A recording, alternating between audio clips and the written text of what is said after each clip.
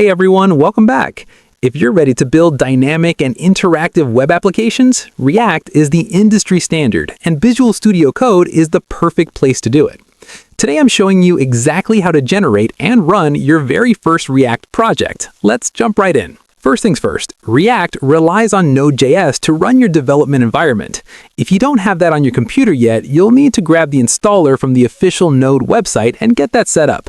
Once you have Node installed, open up Visual Studio Code and pull up your integrated terminal by hitting Ctrl and the backtick key. Now, use your terminal to navigate to the folder where you want your new project to live.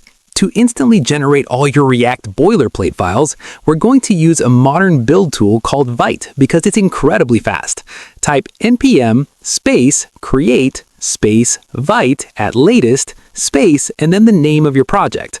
Let's just type my-react-app. Hit enter. The terminal will prompt you to select a framework. Use your keyboard arrow keys to select React and hit enter. Then select JavaScript or TypeScript depending on your preference and hit enter again. Visual Studio Code will build out your project directory instantly. Once your folders are created, we need to move into that new project and install the core dependencies.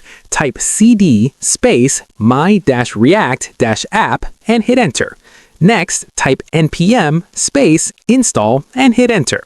This will reach out and download all the necessary packages to make React work perfectly. Finally, to actually launch your new website, type npm space run space dev and hit enter.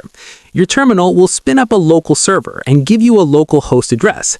Just hold down the Control or Command key and click that address. Your browser will immediately pop open, showing your brand new React application. And that's it. You're officially ready to start coding your own front-end components.